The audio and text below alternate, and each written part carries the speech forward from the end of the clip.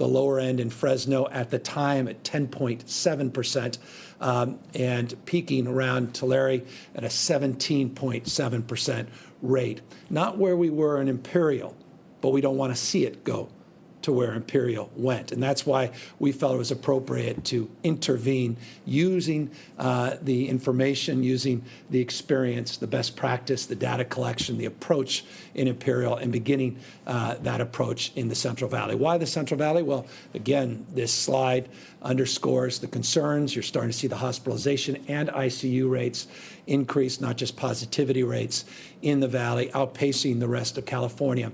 And if you ask me today, what our biggest area of concern in a state as large as ours, it is indeed the Central Valley.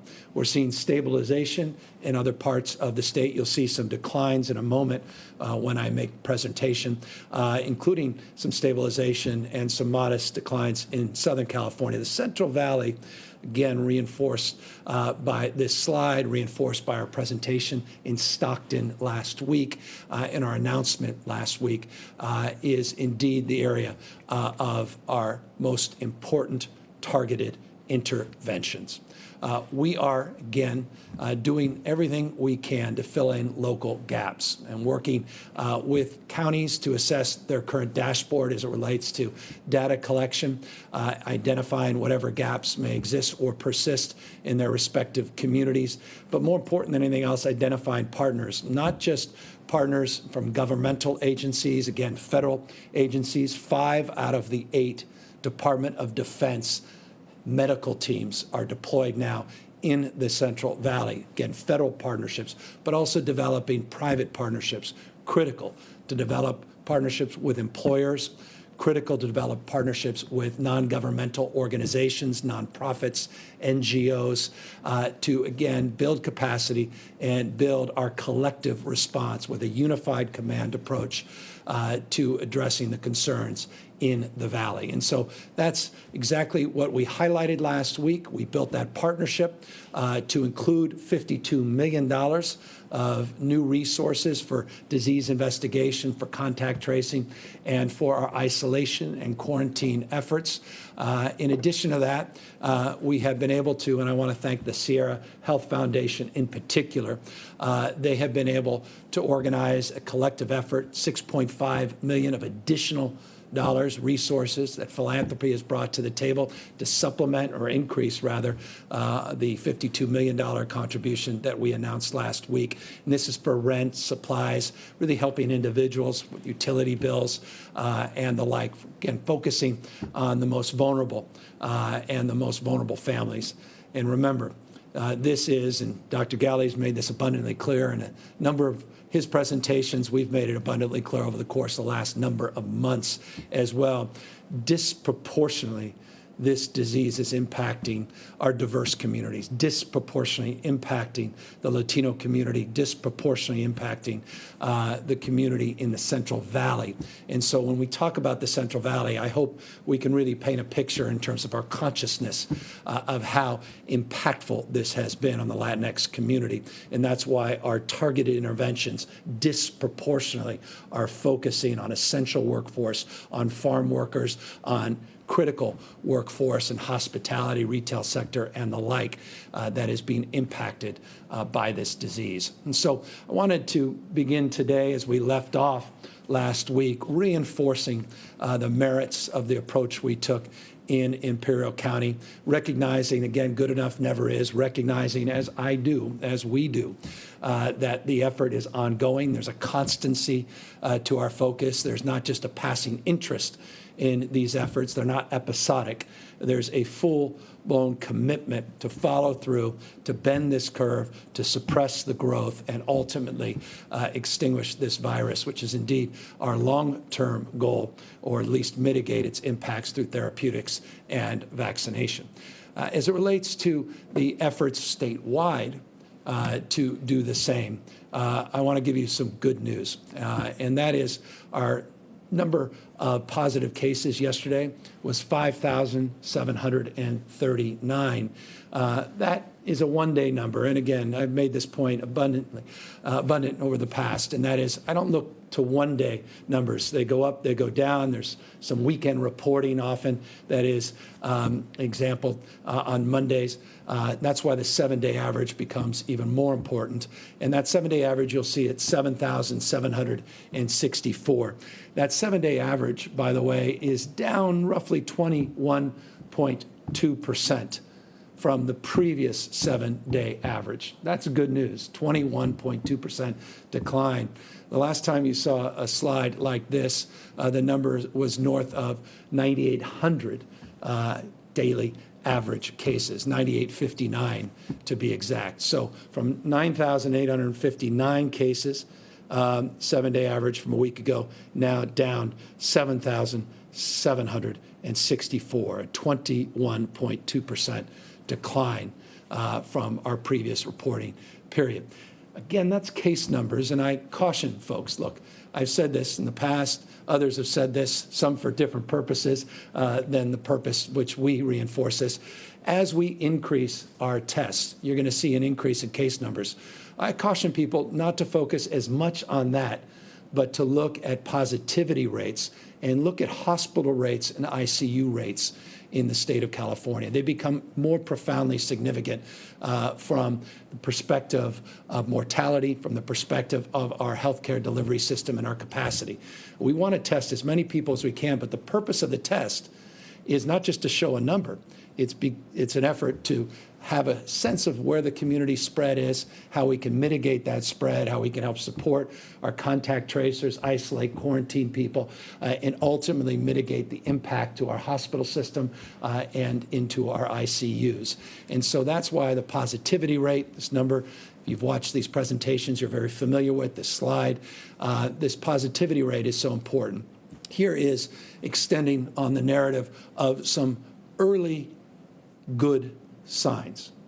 21.2% decline in the 7-day average total number of positive cases, but the positivity rate is also seen a decline as we've increased our daily average tests. And you can see the number 126,000, almost 127,000 daily average tests, about 140, just shy of 149,000 tests yesterday, a little bit more than that the day prior. We actually reached 177,000 tests a few days ago. But our average daily tests continue to go up. The good news is the total number of people testing positive is now going down. We have gone down to 7%. This reflected in this slide over a 14-day period shows that 7.5% number that we presented to you on multiple occasions, now again tracking down to 7%. This is the 14-day number. I often provide you the 7-day positivity rate. That last time I was with you, we made a presentation formally with you where I shared slides, which was on the 24th of July, not the presentation in Stockton last week. The 7-day positivity rate was 7.8%, got to about 8% at its peak. The 7-day positivity rate is lower now than the 14-day. It's down to 6.1%. So 14-day positivity rate reflected in the slide, 7%. The 7-day positivity rate now down to 6.1%. It's not where it needs to be. It is still too high. But again, it is good to see this number trending down, not trending up. Not surprisingly, as we see positivity rate begin to trend down, increased number of people being tested, percentage of people being tested relative to the numbers being tested lower. We're now, not surprisingly, seeing hospitalizations go down modestly, 10% decrease in the total number of positive cases in our hospitals over a 14-day period, 10% decrease.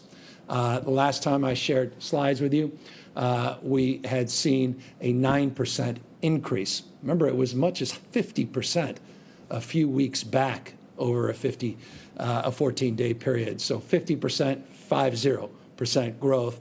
Now we're seeing 10% decline last slide set we shared with you over a week ago showed a 9% increase. So again, a decline in total hospitalizations. Not surprisingly, you'll see the healthcare system capacity with total number of patients declining. It's just shy of 9% of our total capacity. It's holding relatively steady, not increasing, as you've seen in some previous slides. Hospitalizations go down. We encourage to see ICU admissions also trending down. Last slide deck we provided, 11% increase in ICU admissions. You'll see reflected in this slide, 5% decrease in ICU admissions. So again, these are statewide numbers. It does not reflect the reality in the Central Valley. It doesn't necessarily reflect the reality where you're living in a particular county, a particular part of the state, but the overall trend, both, again, positivity rates, hospitalizations, now ICUs, is showing a decrease from where we were over a week ago. Encouraging signs, but 1 week does not make a kind of trend that gives us confidence to generate headlines. We are looking forward to that, and we'll need to see another few weeks of this kind of data to come in to feel more confident about where we are as a state. The good news is we do feel confident in our critical care capacity. The ICU numbers declining, the total number of ICU patients reflected here in this graph to our capacity dropped modestly from 23% to 9%. Hospitalizations about 9%, but did not decline, still within a percentage point here. We were able to see modest decline over the last reporting period when we presented this slide deck. 38 counties are now on our monitoring list. You'll recall 37 counties when we announced that Santa Clara County was added to our list when we were in Stockton last week. Now 38 counties. This includes San Mateo County on the list. 58 counties in the state of California, though, again, these 38 counties represent the vast majority of the population in the state. And this county monitoring list is profoundly important to all of you that live in those counties as it relates to the sectoral guidelines we put out, more restrictive in these counties than in other counties, and certainly more restrictive as it relates to reopening our schools. Goal ultimately is to get off this list for 2 weeks, and that gives us some confidence based on CDC guidelines, our own experience here in the state of California, to consider making modifications, and certainly along the guidelines that we put out as relates to our public education system and private school system as well. That 14-day period is foundational in terms of any subsequent modifications to distance learning, which is foundationally required in these 38 counties. I'll conclude, as always, to encourage people, if you are living with an individual who's tested positive for COVID-19, that is incredibly important because of mixed families, multi-generational families. We're seeing a lot of spread now in people's backyards, their front yards, as well as in their living rooms. And that's why we thought it important to remind people of the importance, if you are living with someone who's tested positive or has come into contact with someone who's tested positive, please stay at home. Don't share items. Do the kind of disinfecting that is foundational in terms of mitigating the spread of this disease. We'll continue to highlight this area of focus as it continues to be one of the more challenging and vexing areas in terms of mitigating the spread of the coronavirus. Accordingly, we remind you, as always, the most important non-pharmaceutical intervention you can make is wearing these masks. Again, doing everything in your power to physically distance yourself from people that are not part of that cohort in your household. Continue to wash your hands more broadly and minimize mixing. I just want to reinforce this. It needs to be reinforced even more.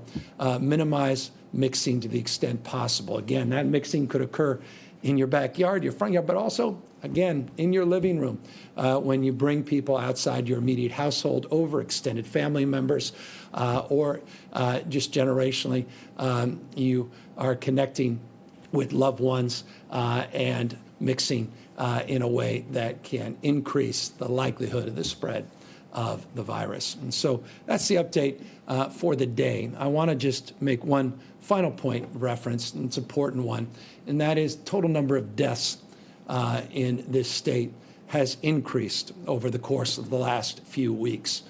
This, again, for us is a point of obvious concern, and for the family members, each and every life lost is devastating, and our heart goes out, including a young person in Fresno that lost their lives, a teenager. And this is a sober reminder of how deadly this disease is and how it can impact anybody. And while it's absolutely true, and I don't want to be an alarmist, it's absolutely true that number of people that contact this disease that are in their late teens, even early teens, the likelihood of death is very, very low.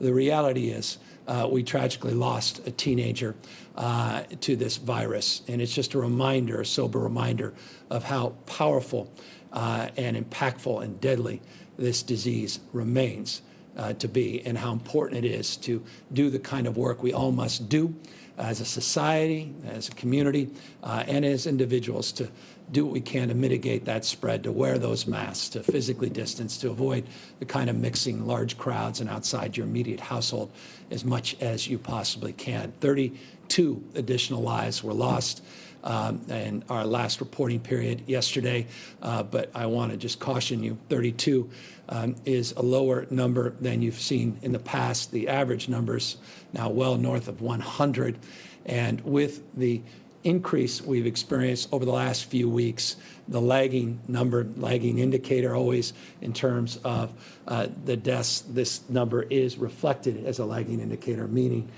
we're likely to see those numbers remain stubbornly high over the course of the next number of days, potentially next week or so. We're going to monitor that closely. We'll talk openly and honestly as much as we can about it. I don't want you to be misled into feeling some more confidence about that 32 number. Again, look at those 7 and 14-day averages, not just one day over another day. 121 lives on average we've lost a day, as an example, just over the 14-day period as it relates to the deaths associated with COVID-19. So that's an update on where we are. I again want to remind everybody of the importance of targeting our focus and continuing to build capacity and build partnerships.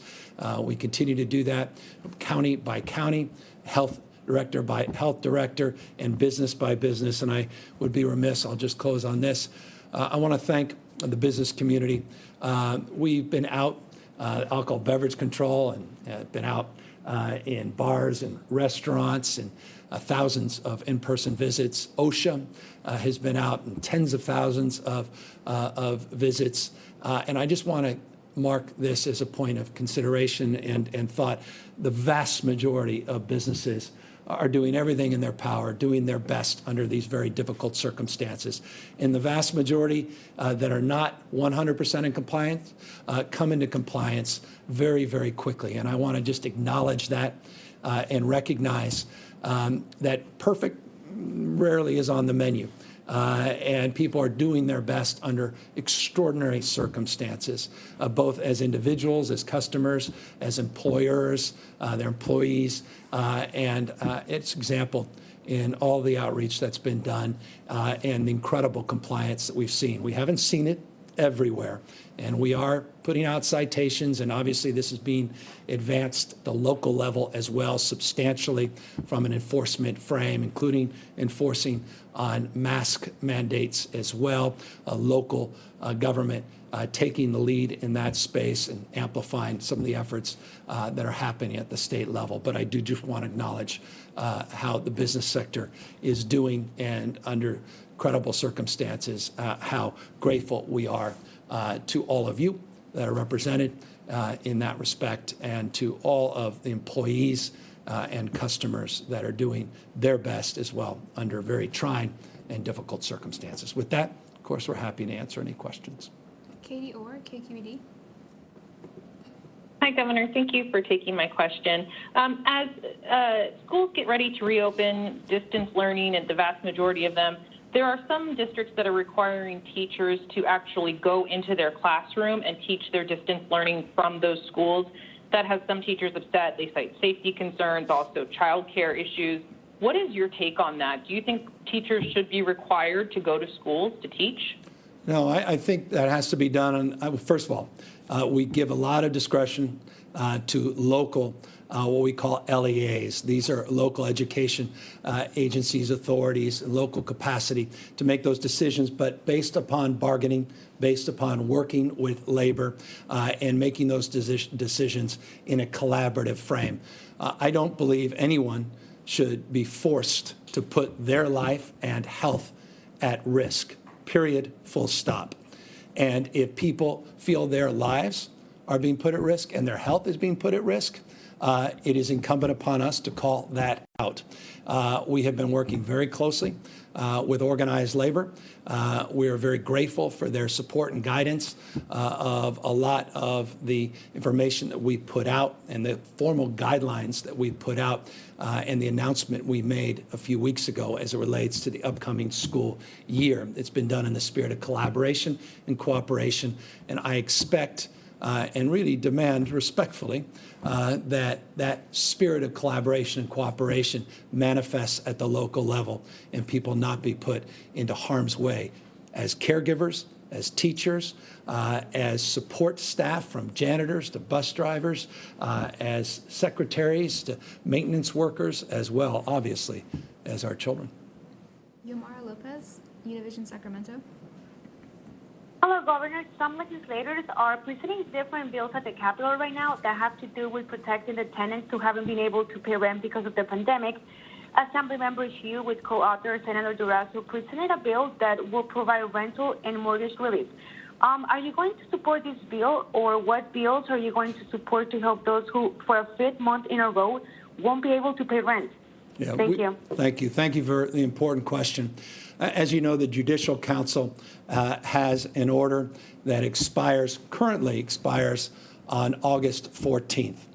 You may be very familiar, others certainly familiar with the executive orders that I've put out going back many, many months, and the support we provided, the clarification, the guidance we put out to encourage local government to make decisions as it relates to evictions and the like for themselves. We are actively, and this is specific to your question, we are actively engaged with legislative leadership, actively engaged on a number of these specific bills, and we are working, have been for a number of weeks, my team and representative staffs in the legislature to see where we can find common ground to move forward with the kind of acuity and focus and determination that's required of the moment. We deeply recognize people's anxiety. We deeply recognize what's at stake. And as a consequence, the spirit of collaboration, I assure you, is alive and well with not only the authors that you referenced, but their respective leadership that demonstrably is committed and focused to this. So we are engaged.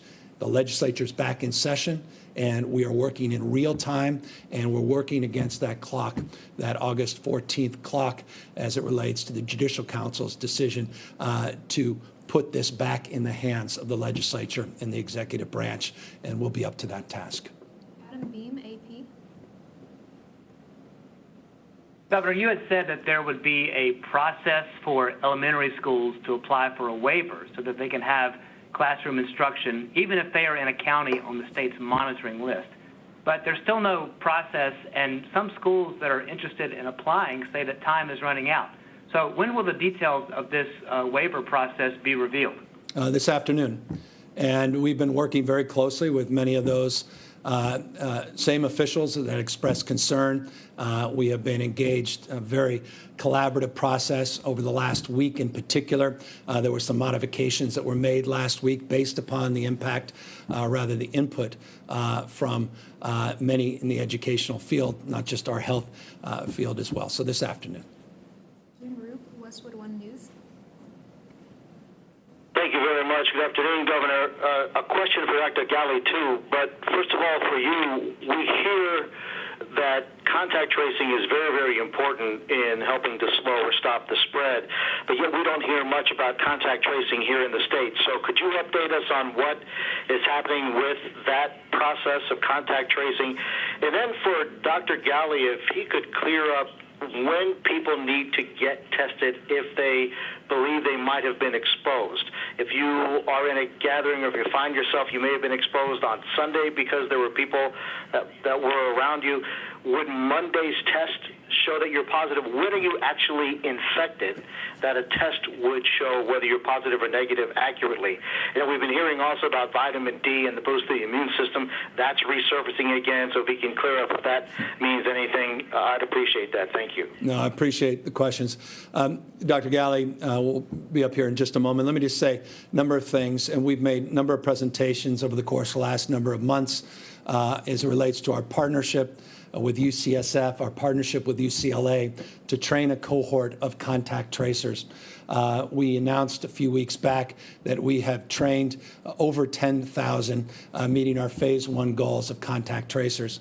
We made additional modifications to our approach and the protocols relating to contact tracing based upon the increase in the total number of positive cases statewide that required a modification of some of our original strategies related to contact tracing, including, by the way, making available contact tracers. And this is fundamental in terms of keeping our children and teachers safe in the upcoming school years when we do reopen for in-person learning, which is foundational and is ultimately our goal and our commitment if we can mitigate the spread and see a decline in the spread of this disease, but to make available to the school districts in partnership with local health officials these same contact tracers.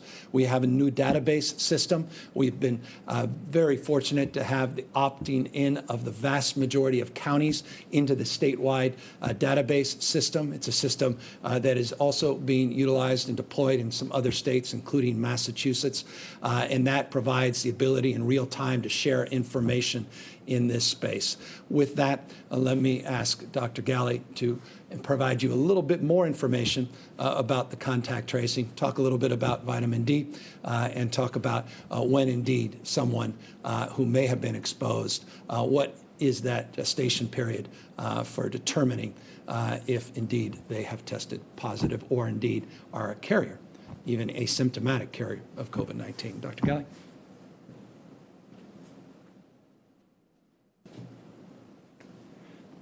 Thank you, Governor. So with contact tracing, as we've talked about over the last couple of weeks, as we build up our contact tracing workforce across the state, really building upon what our counties had in place pre-COVID and really building upon their own efforts to increase their contact tracing workforce, coupled with that important disease investigation part where people with trained skills in public health and epidemiology try to understand where the case originated from, not just identifying those close contacts so that we can make sure people who need testing, who need to quarantine or isolate, do so in a safe, supported way for the appropriate amount of time. So we continue to build up that workforce in anticipation that as we continue to do the things we know reduce our case counts, we build up that workforce so that we match them and we can begin to identify all new cases and support those so that they don't become big outbreaks as we try to reduce transmission.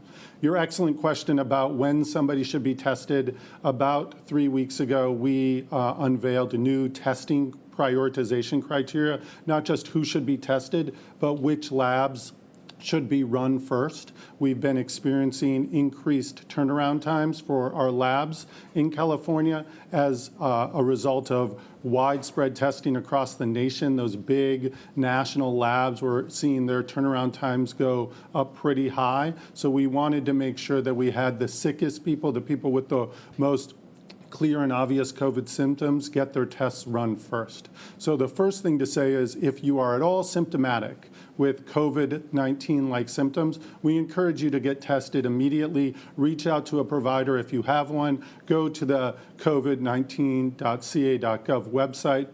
Go to our testing page and sign up for a test there. We think that should happen immediately. If you are a close contact, that means somebody who spent 15 or more minutes, 6 or so feet closer to somebody who's known COVID positive, let's say in an indoor gathering where you're not, unfortunately, using a mask. We know that the masks protect quite a bit in reducing transmission.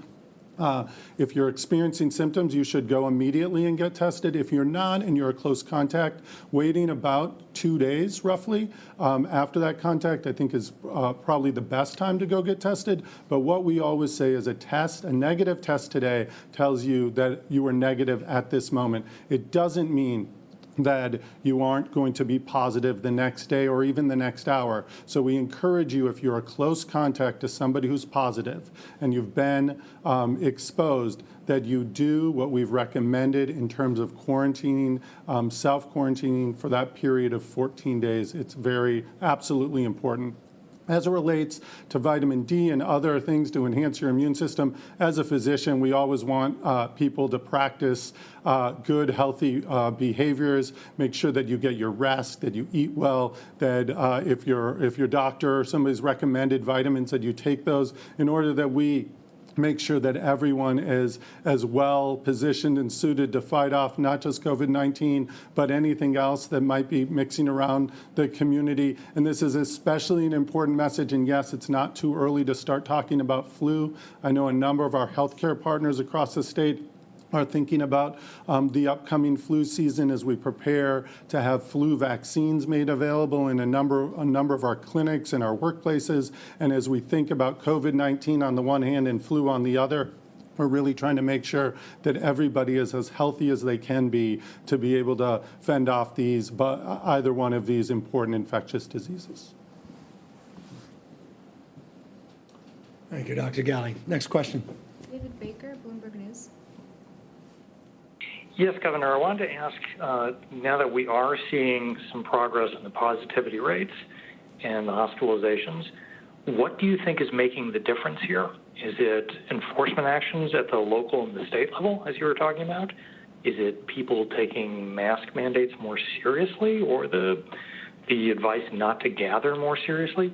What is helping us out here? Yeah, I think you answered your own question, and I say that with deep respect, because I think it's a good question, an important question. I think it is all of the above, and a growing recognition in a state where we flattened the curve. We never experienced the spikes other parts of the country experience in our own capacity to manifest, meaning our own individual capacity to make better decisions, to physically distance, to wash our hands, to avoid mixing, as well as the modifications. Let's be candid, these sectoral modifications that have been very, very difficult and very trying for small businesses in particular that have just bared a huge brunt of the impact.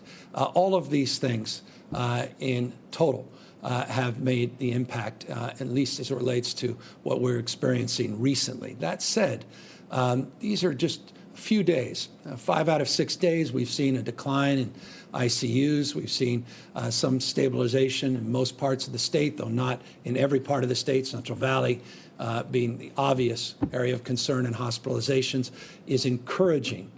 At the same time, we can quickly find ourselves back to where we were just a few weeks ago, a month ago, with significant increases if we do not maintain our vigilance, if we do not maintain our focus and our commitment. Again, this virus is not going away. It's not just going to take Labor Day weekend off. It's not going to take Halloween off or the holidays off until we have quality of therapeutics, until we have a vaccine.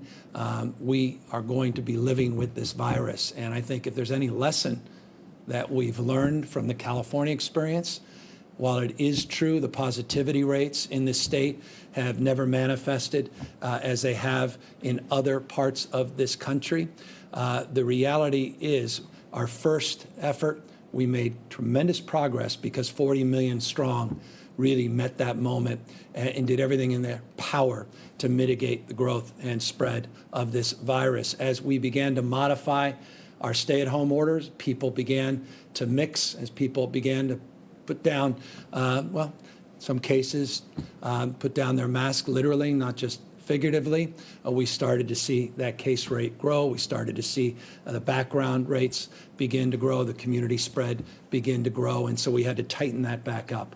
So let us not make that, let's not relive that experience again as we work again our way through the first wave of this pandemic. We anticipate the second wave in the fall, and that second wave also challenged by what Dr. Galley just said as it relates to flu season on top of COVID-19 likely having a resurgence in that second wave around the same time, and the impact that can have and the stress that can have on our system. And so all of this is just a reminder of the vigilance that is required of the moment. Dustin Gardner, SF Chronicle. Thank you, Governor. Several states from Hawaii to New York, states with lower case rates, have implemented orders to require visitors to quarantine for 2 weeks.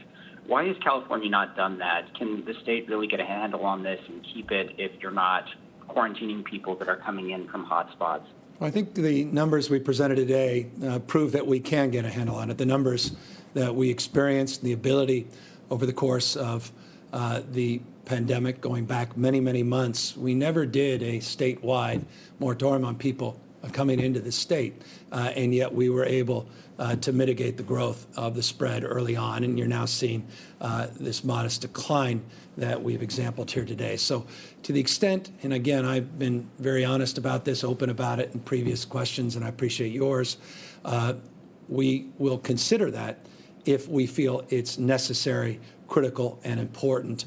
But at the moment, based upon the progress we have made, we feel we can get our arms around this in a judicious way. Again, the key is when you do come in to the state, that you abide by all the rules and regulations that our health officers have put forth, the rules and regulations that many of you are very familiar with, and that is incumbent upon all of us to exercise that kind of vigilance and promote an educational environment. And that's what you're seeing with our PSA campaign, increased efforts around raising awareness so everybody is made more familiar with the rules and regulations and practices accordingly.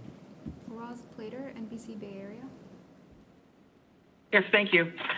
Governor, what do you tell the businesses that have said to us they feel like they're in a bad ping pong match? Santa Clara County, for example, they opened up, and 2 days later they shut down. San Mateo County, they opened up 2 weeks later, they had to shut back down. They hire people, they've got to lay people off. They're not certain, some of them, that they can survive. What do you say to those people, and is there any kind of help available to them? Yeah, well, we've provided an account we have in the state of California. We put up tens of millions of dollars for small businesses that otherwise would fall through the cracks on the PPP program, as well as SBA programs that many small businesses avail themselves to. Many others are simply unable to access those resources, and the state, through our iBank, has created a microloan program that we want to not only socialize and make more visible, but make available for those that are working through this incredibly challenging time. And you're absolutely right. Look, I know a thing or two about small business. It's been a point of pride, point of privilege in my life to have started many, many small businesses. I deeply, and I can assure you, deeply appreciate the stress that many of these small business men and women are going through, families that are literally on the line, and the impact it's having in terms of their dreams and their future and their health. And I can only express deep empathy as well as gratitude and a resolve for all of us to do what we can to mitigate the spread of this disease. The sooner we do that, we can get our kids back to school. The sooner we do that, we can get back to some semblance of modified normalcy as it relates to being able to open up our businesses with some expectation that they can remain open so they don't have to go through this whipsaw back and forth, back and forth. And so deep respect, deep empathy, and let me just, in terms of being a little bit more prescriptive, offer this: covid19.ca.gov. covid19.ca.gov is our resource site. And if you are one of those business representatives that has just been exampled, please go to that site, avail yourself to the resources on that site, learn about what we are making available in our state through our iBank, what GoBiz, which is our business wing of our state, GoBiz, what they avail in terms of supports to help mitigate your stress and anxiety. There are all kinds, there's a suite of resources beyond just the direct business loans that the state has. There's also a lot of local resources on top of that, clearly, in addition to the federal resources. We're trying to supplement that through philanthropy, and so we want to make sure that you at least take a look at that site, try to get in touch with some of our key personnel, and we can see what we can do to address your unique, because every business is unique circumstance. Jeremy White, Politico. Hi, Governor. As I'm sure you've seen, various interest groups, labor, healthcare, and environmental groups are pushing for a tax on the highest earners. The California Teachers Association, among them, saying they need more revenue to be able to get back to school safely. I'm curious to know if you would be willing to entertain an increase in taxes on California's top earners, including potentially in a special session. Yeah, right now, as I've said around special sessions, if it's necessary to have a special session, and you reference a special session in terms of revenue, there's been other requests of consideration for special session related to health and other needs. We'll consider a special session for a suite of considerations if that becomes necessary. As it relates to the broader issue, there are many different proposals, many that may be coming to my desk, many that are being negotiated in the legislature, many that may end up on the ballot. As Jeremy, you become familiar with me and perhaps every recent governor, I don't want to necessarily opine on the process in the legislature with hundreds of bills still pending consideration, reconsideration, and are currently being debated, discussed, and negotiated not only among the two houses, but also with the administration. I don't want to get into those details. But as it relates to revenue, we'll have ample opportunity this November to consider a number of things that likely will end up on the November ballot, in addition to a number of legislative proposals, not least of which the one that you just referenced. Final question, Alex Michelson, Fox 11. Thank you, Governor. I'm wondering, in terms of, congratulations on the progress that you announced. I know you said we got a long ways to go, but is there a specific measurable that you're looking at to achieve in order to maybe get rid of some of the restrictions we've seen? And more broadly, bigger picture question, California isn't dealing with this in a vacuum. I'm wondering, what are the key lessons you've learned from governors of other states that have done this well and other states that maybe haven't done it as well? Well, we're constantly engaged, and we're really blessed to have a very robust National Governors Association and bipartisanship that has been manifest.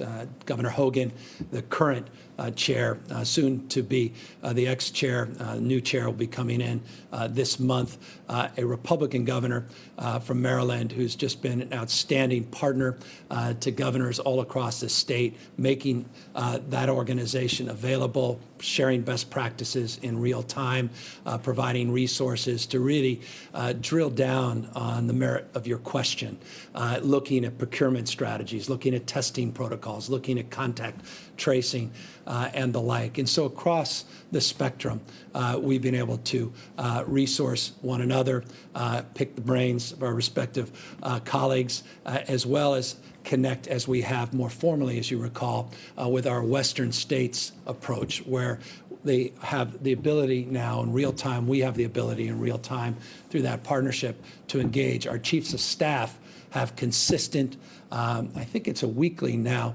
calls where they're comparing and contrasting best practices, discussing things that they're considering, their respective governors and administrations are considering in terms of announcements or approaches, and really getting feedback in real time. It's turned out to be an extraordinarily robust partnership, and turned out partnership is working in ways that perhaps people did not anticipate in the beginning. And so it's just an example to give you a sense of the kind of work that we're doing in the spirit of collaboration and sharing of best practices and practices, frankly, that all of us want to push to the dustbin. That said, the broader issue around what we're looking for is a consistent decline or consistent stabilization. Now, I caution, we had consistent stabilization in our ICUs and hospitalizations and positivity rates in this state early on in this pandemic. And so it's not just stabilizations we're looking for, is we want to see some market decline, stabilization, and a commensurate effort, which is critical, of education about any modifications, subsequent modifications to our guidance and stay-at-home orders and sectoral strategies. What I think is the most important thing that I've reflected on the last number of months, I've made this comment in the past, is that when we began to modify our stay-at-home orders, we were focused, as understandably we needed to be, with industry and employers, and we needed to be equally focused in educating the public about what these modifications were and were not. And so a big and focused education campaign around mitigating the spread of this virus and transmission of this virus after we've seen a decline, stabilization is foundational in terms of any subsequent efforts to reopen. And so that's what we're looking forward to. And based on this last week, we believe we will once again experience that stabilization as long as people continue to practice the physical distancing that they're so familiar with, wear a mask, do your can on sanitation, avoid or at least minimize as much mixing as you possibly can. I appreciate everybody's good work. I thank them for the, everything we presented here today is because of you and your commitment, your resolve, and your hard work. And so I just want to extend appreciation for your patience, your perseverance, and your faith and devotion to this cause of mitigating this disease, ending this pandemic here in the state. Look forward to catching back up, sharing some updated information in the next day or two. Thank you, everybody.